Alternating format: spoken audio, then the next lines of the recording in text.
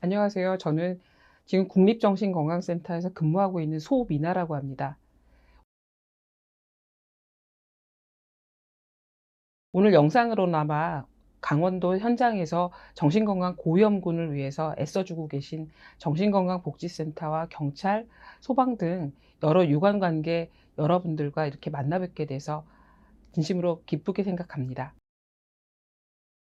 우리가 한 사람의 문제를 해결하기 위해서는 여러 사람의 협업이 필요합니다. 현장에서 어떤 분이 발견됐을 때 그분에 대해서 평가를 하기 위해서 전문가를 만나기까지 누군가는 신고를 해 주셔야 될 거고, 또 누군가는 만나야 되고, 그 단계가 경찰, 소방, 건강 전문 요원까지 여러 사람들의 협력을 통해서 그 사람이 병원의 문턱을 밟을 수 있게 됩니다. 그럴 때 여러 사람들 간의 어떤 의견 소통이나 이런 것들이 필요하겠죠. 이 사람이 지금 어떤 상태에 있는가. 누구나 이해할 수 있고 납득할 수 있기 위해서는 어떤 기준이 필요할 겁니다.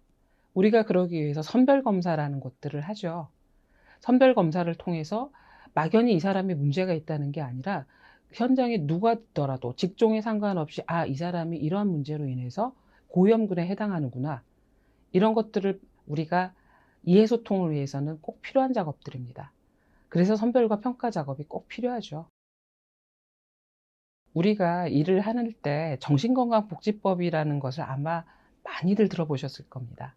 꼭 법적 기준은 아니지만 일단 법적 기준부터 살펴보면 일단 자해 위험, 그리고 타해 위험을 가장 대표적으로 정신건강 위기사항으로 꼽고 있는데요. 이건 임상 현장에도 어느 정도 적용이 됩니다. 전문가가 아니라고 하더라도 누군가가 자살을 기도하고 있거나 아니면 자해하는 현장을 보면 누구나 이건 심상치 않구나. 이 사람은 인생의 위기에 있구나 하는 거를 누구나 캐치하실 수 있을 거예요. 그리고 또 타인을 공격하거나 아니면은 아직 공격은 하지 않았지만 무섭게 을러댄다고 할까요? 아니면 저 사람 큰일 나겠는데? 이런 상황이라면 누구나 다 위기 상황을 감지하실 수 있을 겁니다. 그런데 이렇게 뚜렷하게 드러나지 않더라도 예를 들어서 어떤 분이 당뇨가 있는데 식사도 안 하고 계속 술만 드시고 본인의 건강을 돌보지도 않고 그런 상황으로 길거리를 돌아다니고 아무 데서나 노숙을 하신다. 이러면 지금 당장 자해를 하고 있거나 아니면 누군가를 공격하고 있지 않지만 뭔가 저분을 저렇게 놔뒀다가는 장차 위험이 닥칠 것 같다라는 생각을 하실 수 있을 겁니다. 누구나 봐도 뚜렷한 자해나 타해의 상황도 있지만 이렇게 정신과적으로 위험한 상황도 위기 상황으로 넓게 볼 수도 있습니다. 여러 가지가 있는데요. 저는 이럴 적에 아무리 초심자 선생님이라고 하더라도 그리고 정신건강 전문 요원이 아니라고 하더라도 쉽게 접근할 수 있는 어떤 공통의 척도 같은 것들이 굉장히 필요하다고 생각을 합니다. 제가 여러 가지로 말씀드릴 수 있는 것 중에 하나는 예를 들어 자타의 위험이 있느냐, 아니면 과거에 정신과 치료력이 있느냐, 아니면 지금 치료를 받고 있냐, 혹은 지금 술을 마셨는가, 그 다음에 이 사람을 둘러싼 지지체계나 이런 것들이 잘 있는가, 아니면 지지체계가 없이 홀로 사회에서 고립된 분들인가, 이런 것들이 대표적으로 우리가 고위험군인지 여부를 갖다가 평가를 할 때 꼭 파악하기 위해 필요한 자료들인데요. 이런 것들을 집약적으로 모아놓은 그런 척도를 사용하시는 것을 권장해 드립니다. 아까 말씀드린 그 자타 위험성을 평가하는 거, 그리고 이분을 둘러싼 이분을 도와줄 수 있는 위기 상황에서 도와드릴 수 있는 지지체계에 대해서 파악하는 거, 그다음에 이분이 정신과적으로 혹시 진단받은 이력이 있는지, 그리고 이력 외에도 현재 치료를 받고 있는지 아니면 치료를 중단했는지 이런 것들, 그리고 이전에 뭔가 공격적인 행동을 하거나 자해나 자살을 시도한 이력이 있는지, 이런 것들이 굉장히 중요한 정보라고 생각하시면 됩니다. 그리고 근데 이게 갑자기 생각은 안 날 거예요.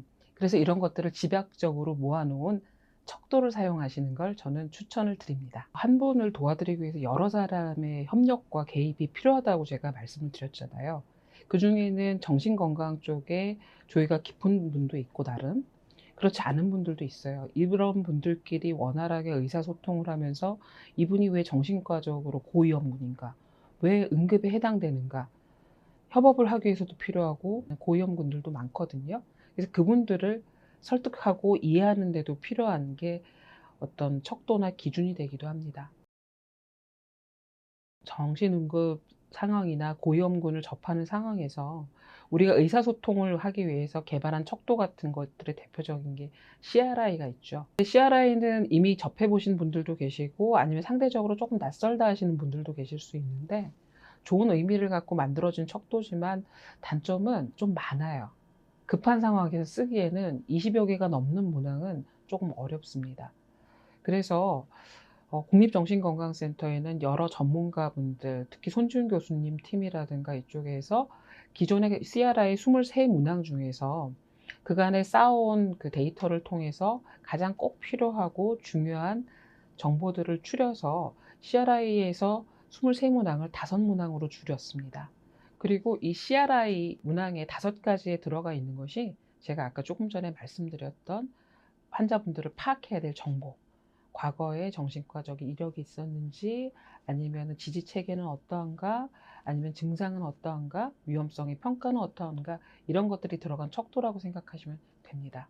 CRI, SF 같은 척도를 이제 교육을 하다 보면 받는 질문이 그거예요. 절단 점수가 있지 않습니까? 그래서 고위험군으로 거기서 이제 체크가 되는 경우도 있고, 그렇지 않은 거로 체크되는 경우도 있는데, 그렇지 않은 경우로 체크됐다고 해서 이 사람은 아무런 문제가 없으니까 그냥 지내시던 대로 지내세요, 이렇게 하고 가면 안 됩니다. 예, 그건 그런 뜻은 아니고, 지금 당장 어떤 본인이 원하지 않더라도 적극적인 개입을 해야 된다, 그런 게 아니라는 뜻이지, 지역사회도 그래도 이 사람을 계속 관심을 갖고 주기적으로 체크하고, 특히 정신건강복지센터에서 근무하시는 선생님들이 자주 찾아뵙고, 그래도 선생님이 이런 식으로 한번 그 고위험군 개입과 관련된 면담을 하셨으니까 본인의 정신건강에 대해서 관심을 갖고 우리 센터를 갖다 이용해 주시면 좋겠다, 그리고 정신건강에 대한 교육도 있으니까 한번 들으러 오시라, 이러면서 계속 관계를 맺을 수 있으면 가장 이상적일 것 같습니다.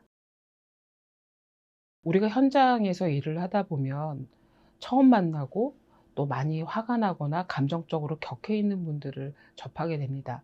그리고 많은 수가 도대체 이 사람들이 뭔데, 왜 나랑 얘기하고 싶어 하는 건지 흥분을 하면서 얘기를 잘 들으려고 하시지 않는 경우를 종종 접하게 되는데요. 원하지 않는 상대와 면담하기는 참 어렵습니다. 그럴 때 어떤 가이드가 된달까, 그런 방법을 말씀드린다면, 일단 면담하는 사람의 안전도 필요하니까요. 2명 이상이 같이 그분께 가시되 주로 면담하는 분은 한 분이 리더를 하시면 좋을 것 같습니다. 그리고 그분께 너무 가깝게 다가가지 않고 어느 정도 심리적으로 안전한 거리를 유지한 상태에서, 저는 어디 어디에 근무하는 사회복지사 누군데 선생님이 지금 굉장히 좀 감정적으로 격하시고 뭔가 다른 사람들이 좀 도움을 필요로 하지 않을까 해서 왔습니다, 내지는 아니면 선생님이 이렇게 흥분하신 연유를 제가 듣고 싶어서 왔습니다. 괜찮으시다면 선생님 저랑 잠깐 말씀 나누실 수 있을까요? 라고 제안을 먼저 해보셨으면 좋겠습니다. 근데 흥분하신 분들이 한 번 얘기했다고 그래요, 이리 와서 얘기합시다, 이렇게 하시지는 않겠죠. 반응을 기다렸다가 다시 재차 선생님을 도와드리기 위해서 온 사람이고, 선생님께서 괜찮으시다면 저랑 좀 얘기를 하셨으면 좋겠습니다. 그리고 선생님이 어떤 원하시는 바를 제가 바로 들어드리거나 그러지는 못할지라도 들으면서 우리가 해결할 수 있는 방법을 같이 찾아봤으면 좋겠습니다, 라고 대화의 물꼬를 한번 시작해 보셨으면 좋겠습니다. 현장에 출동했을 때 여러 관계자들의 의견이 맞지 않는 경우를 우리가 종종 접합니다. 그리고 많은 사람들의 고민이기도 합니다.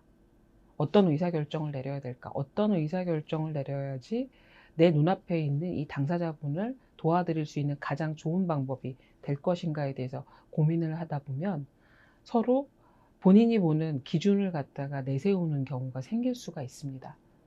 그럴 때 우리가 어떤 업무의 본질과 상관없는 감정적인 소모를 하게 될 수가 있죠. 척도의 활용이 여러 가지가 있겠습니다만, 이럴 때 의견을 조율할 수 있는 한 기준으로 우리가 활용할 수 있을 것 같습니다.